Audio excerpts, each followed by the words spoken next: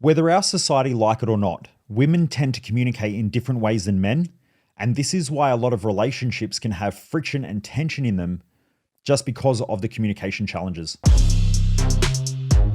Driven Mofos, welcome back to another episode of The Underestimated Entrepreneur.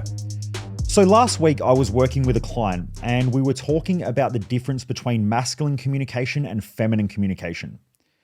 Now, feminine doesn't always necessarily relate to a female and masculine doesn't always relate to a male.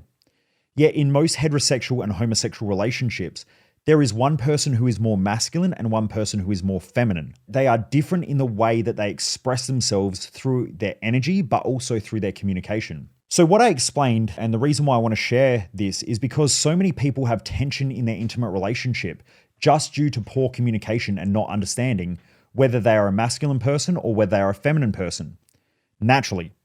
And also whether they are being naturally masculine or naturally feminine in a moment. So what I mean by that is that feminine communication, and I'll go to communication, feminine communication tends to communicate in flow. So if we go back to old Chinese philosophy and ancient philosophy, where the terms and idea of masculine and feminine come up and originate from, feminine communication is all about flow. It's about moving through and flowing through a story. The problem is that sometimes the flow can go a bit out of control. So Jess will come in sometimes and communicate, and she'll be like, hey, just want to know, can I buy the red t-shirt? And I'm like, what are you talking about? And she's like, well, I was just thinking, a red t-shirt would look really, really good. And I was thinking that it would go well with my black cap. And I'm like, I have no idea where this communication came from. How did you get to that point of communication? And she's like, well, I was walking down the street and I saw a dog, and the dog had a little red vest on, and it reminded me of a t-shirt that was red that I really wanted to buy. But then I started thinking about what else would go with a red t-shirt. And then because of the red t-shirt, I was like, I need to buy a black cap, but in order to get the black cap, I also need a red t-shirt. And so I thought I'd just come in here and ask you, do you think that those things go well together? And I'm like, I got no fucking idea what you're talking about, but buy whatever you want, right? So that's feminine communication. Now, that doesn't always mean that it's women who are doing that. Sometimes men do that as well. It just depends whether they're in their feminine energy or when they're in their masculine energy, and I'll explain the two in a minute. So feminine energy can be in flow. This is why sometimes if you get a group of women around together who are more feminine in nature, their communication will seem completely unstructured. They'll just be randomly talking about random shit to a masculine person. But to the group of women, they will understand it. But to a guy who is masculine, they're sitting there going, I have no fucking idea what they're talking about because there is no structure to that communication. Whereas someone who's masculine, they communicate in literal terms. So it'll be, I did this, then this happened, then this happened. Feminine communication is, at lunchtime today, I started doing this, but that was because in the morning I started doing this, which then would lead me to why this happened this afternoon. But yesterday this thing happened, and that's why that happened. And then so now it's become something at lunch. There is a flow and it's all interlinked into each other. It's just very confusing. It's not structured. Masculine is very structured. So masculine energy is all about structure and process. Feminine energy is about creativity and flow. So these are the two different types of communication. Now, anyone who works with creatives knows this because creatives tend to communicate and to structure their time in unstructured ways, which is feminine. And so sometimes if you're working with a highly creative person, when they communicate, they're all over the shop with their communication. Whereas a high-level executive who is very, very structured, they will be talking in very literal. They want to know point A of the agenda is this, then we talk about this. Then we come to a resolution. This is the outcome. We delegate responsibilities. Topic number 2. That's masculine communication. Now, how does this affect intimate relationships? Well, sometimes if Jess is in her feminine, she will just start talking about the most random things that I don't understand. Then what will happen is if I don't acknowledge those things and listen to her effectively through her emotions, feminine energy communicates through emotions in the way that they feel. So the structure of the story really is only trying to highlight how she feels about things. Now, if I sit there and I go, what's the point of this story? She'll say, you're not listening. And I'll say, I am listening. I heard that you did this, then you did this, then this happened, and then that happened. She's, yeah, but you don't understand. To the masculine energy and the males normally who are listening to this, they're like, fuck, this shit happens all the time. Same as the client that I was with the other day. I'm working with a business client and he's having some challenges at home. And the challenges at home are happening because he's normally very masculine in the way he communicates at work, and he works with a lot of other males who are also very masculine. So they get to the fucking point. They explain shit. They say exactly what they mean. They say exactly what they need. Then he goes home and his partner communicates in a feminine way, and she's communicating through her feelings and her emotions. And so the communication is unstructured. She doesn't say what she means because she's communicating about what she feels. So there is no meaning. It's only about feeling. And then he gets all stressed out and frustrated. Then she gets pissed off because he's not listening. But when a feminine energy says you're not listening, it's not that he's not listening, is that he's listening in a masculine way. And masculine energy communicates literally. So when she says, I'm upset, I've had a bad day, work was shit, he goes, here's a solution to that problem. She says, you're not listening to me. He says, I'm fucking listening. You told me about all these problems and I'm telling you, either go quit your job or here's a solution to that. She says, no, you're not listening to me. You just don't get it. You don't understand me. You don't listen to me. You don't get what I'm trying to say. He's sitting there confused as fuck, scratching his head going, I have no fucking idea what I should do here. I'm giving you a solution to the problem that you're communicating and you're telling me that I'm not listening, but I am listening. And she's going, no, you're not listening to me.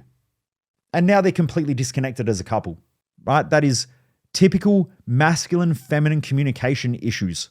Now, feminine communicates in emotions and how they feel.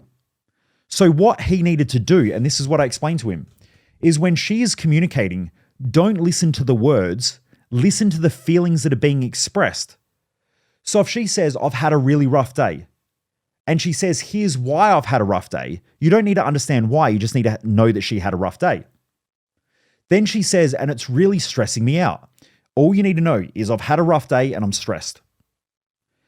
Then after that, she will talk for 5, 10, 15, 20 minutes about all these things. None of that matters logically. All he needed to do was to, at the end, when she's finished communicating, sit there and just say, it sounds like you've had a really rough day and I can understand why you're stressed. Come here and give me a cuddle. In a woman's mind who is feminine, now some women are going to send me messages and say, not all women are like that. They are when they're feminine. But men are also like that when they're feminine. Men can be feminine and men can be masculine. Women can be feminine and women can be masculine. There are times where Jess is very masculine and there are times where Jess is feminine. Naturally, Jess's natural energy is more feminine and my energy is naturally more masculine. Now I can become feminine and Jess can become masculine in our communication styles and the way we feel, and I'll explain why in a minute. But what I explained to him is that if he just does that and gives her a cuddle, she will feel understood and as though he understands her feelings and what she's expressing, because feminine energy is an expressive energy. That's why it tends to talk in roundabout ways and describes everything in detail, because it's expressive. It's expressing itself. It's not logical, it's expressive. Whereas the masculine energy is logical, not very expressive. So when I explain this to him, the next morning I get a message and he's like, holy shit, I realized I was so shit at communicating with my partner. She sat there and she spoke about everything that was going on in her life, and all I did was just listen to how she felt. And I felt like the world's biggest piece of shit because I realized I'd never listened to her. And he said, that moment, everything changed in our relationship because she was able to express herself and I understood it. I wish this shit was taught at school. All these ditz motherfuckers out there are all talking about males and females and what women want and what men want and all that shit.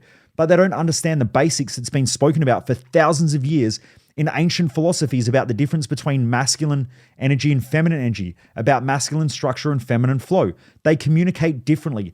And any relationship, in order for there to be polarity in a relationship, you need a masculine and feminine energy. If I'm feminine, so after an event when I'm tired and burnt out, I go feminine because feminine is a healing energy.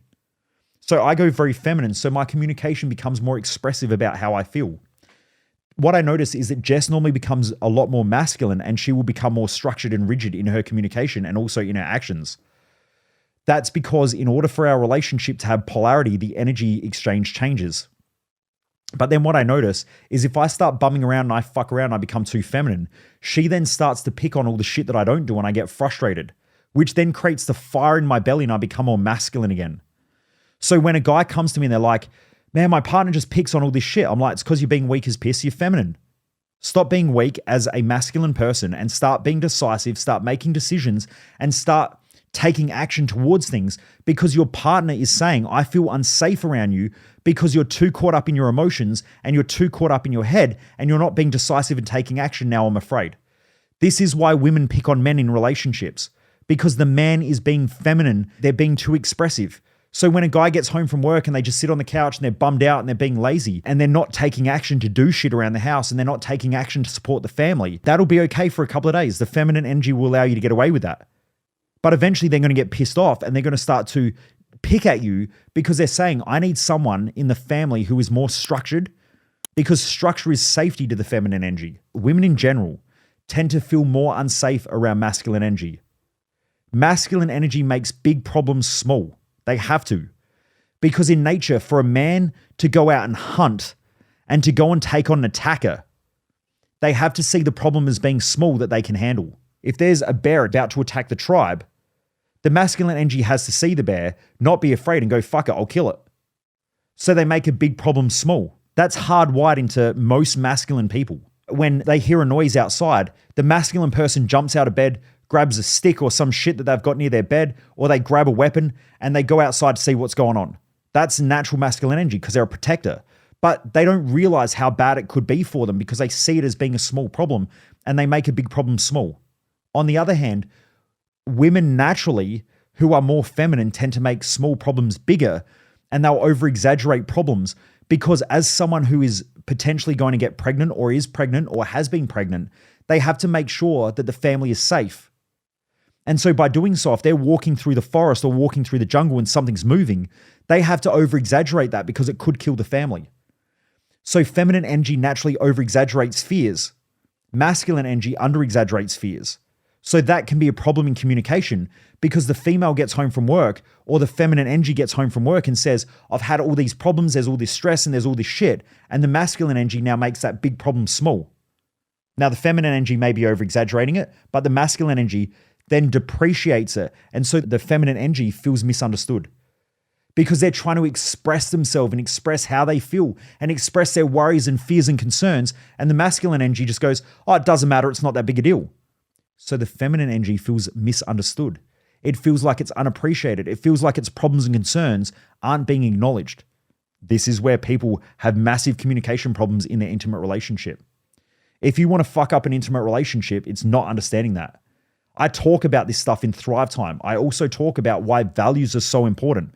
Because if you have a couple and they don't understand each other's values, they are going to suppress the shit out of each other. They're going to suppress each other's values and they're going to have a partner at 50% of the partner that they fell in love with. I watch so many partners destroy their other partner's self-worth, self-confidence, self-respect, self-love without even knowing that they do it. And this is why couples in a relationship normally end up either breaking up or they become afraid of making decisions without their partner because they feel like their partner doesn't trust them. Like when I'm on the phone with a business owner and they say, I got to go ask my partner. I'm like, hang on, are you running the business or are they running the business? And they go, no, I'm the business owner. And I'm like, why the fuck are you going to ask them? And they go, well, I need to get their approval or I need to get their buy-in. And I'm like, so you're essentially taking something that you have a high value in, that you have a high skill in, and that you have higher risk tolerance than them. And you're going to go ask them if they can give you their feedback and their opinion about something that you're going to do. Does that not sound weird to you? Right. If you're a business owner, you're more entrepreneurial. You probably have a high risk tolerance.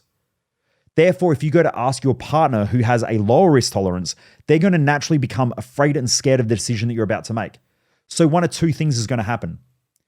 They're going to say, here's all the fears and all the reasons why you shouldn't do it, which then is going to suppress your ability to grow. Or what they're going to do is they're going to say, look, I don't think you should do it, and you're going to do it anyway, and you're going to piss them off. So what do? You should have just made the fucking decision and gone home and said, hey, look, here's the decision that I made. Here's why I made it, and make them feel safe because you're certain. Feminine energy wants safety and security. If you're uncertain about the decisions you make, you're showing them that you are unsure about yourself and your ability to make decisions. You're not a tribal leader. You're not a warrior. Feminine energy needs a warrior. They need safety. They need security. They need groundedness. They need the certainty of someone around them who makes decisions. Do you know when I say this at my events, especially like Thrive Time, most women stand up and they clap their hands because they're sick of being around a pussy as a fucking man or someone that they call their husband or their partner in an intimate relationship because the person can't make a fucking decision. It makes them feel unsafe. The male doesn't even know that by going to their intimate partner, their feminine partner, and asking for their approval, that you're making them feel unsafe. This is all the things that happen by not knowing about masculine and feminine energy and the way that they communicate. Right? Feminine energy is naturally indecisive because they're in flow. So they're thinking through all the different scenarios it could or couldn't be. And this is why sometimes when couples go out for dinner, the person who's the most feminine says, I wish you'd make a fucking decision. Because they literally want you to make a fucking decision. When I go out for dinner with Jess sometimes, I have the one ask rule. What do you want for dinner, honey? She'll say, I don't know. And I'll go, okay. And she'll say, what do you want? I'm like, I don't know. What do you want? Now, if she doesn't immediately say, this is what I want, because sometimes she will ask what I want for dinner as a courtesy when she knows what she wants. So if I make a decision then, I know I'm being a prick.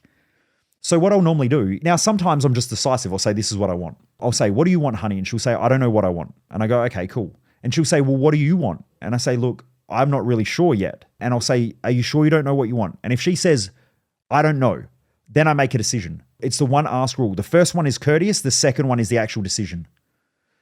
But sometimes I'll go out with her and she'll be decisive. She'll be more masculine. And so she'll say, this is what I want for dinner. At my events, normally she makes decisions around what I eat. Because normally when I break, I drop into my more feminine energy in order to heal, recover, and recuperate. Because feminine energy is a healing energy. So when I go to dinner, I'm indecisive because I've been so decisive and switched on. Like if I've been speaking for 15 hours, there's no way I can make a fucking decision around what I want to eat. I've been decisive for hours, managing 10, 20, 50, 100 people in a room, right? The last thing that I want to do is think about what I want to eat. I've got decision fatigue. So I need to be feminine in that moment. So Jess will normally tell me what I'm going to eat for lunch and dinner. That way it's easy for me. I can just go, I can be more feminine, I can relax, I can recover and recuperate, and then I'm back on after lunch or after dinner. So I hope this helps. This was a discussion that I had with one of my clients. I know that it helped his intimate relationship. The message that I got back from him was like, man, this is a game changer. I think he felt really upset in himself that he cared so much about his partner that he didn't realize the damage not knowing about these communication styles was having on his relationship. But what I also know was that he was pretty stoked that I was able to give him that. And he said his partner was a completely different person the day after they had that conversation, because she was able to fully express herself and he was able to understand her through her feelings, which is super important. Anyway, Driven Mofos, if you've enjoyed this episode, please share it. I know there's so many people out there who need to hear this episode alone. If you have an intimate partner, share this episode with them, okay? Let them know about it. Instead of trying to explain it, just share it with them, get them to listen to it. And then share it with friends, share it with family, share it on your social media, because this episode may be a game changer and it may save a relationship. It may also save a family from communication breakdown. Now, by the way, sometimes in events, I go into hours just on masculine and feminine energy and communication. And even in business, I talk about the difference between masculine and feminine in business because it makes a difference as to how a business operates. And you need to know different roles need different types of energy. Some roles need more feminine energy, more creative energy. Some roles need more masculine energy and more decisive energy. You need to know this stuff because it will affect your hiring processes and it will affect your recruitment. It will affect the way you retain staff. It's a game changer. Anyway, Driven Mofos, I hope you've enjoyed this episode. Also remember that the biggest difference is the more you work on your mindset. So this is what I was talking about with this client. I said, the great thing is that you're prepared to work on your mindset. If you didn't work on your mindset and you weren't developing personally, we would have never had this conversation. The greatest gift that you've given your intimate partner is that you've been working on your mindset.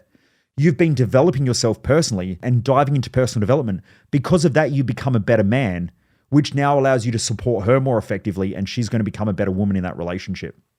And because of that, you're going to become a better couple. That's how it works. So the more you work on your mindset, the greater the chances you are of being a greater father, a greater mother, a greater sister, a greater brother, a better business owner, a better business leader, a better manager, a better staff member. The more you work on your mindset, the more everything else grows. If he wasn't working on this stuff, he would not have grown to be able to be that supportive in his relationship. So the greatest gift that you can give to the world is consistently working on your own mindset and also developing yourself as much as you can personally. Take care, driven mofos. Have a great day. Keep your standards high. Keep crushing it. And remember, sharing's caring. Most people waste their life, and I just don't want you to be one of them.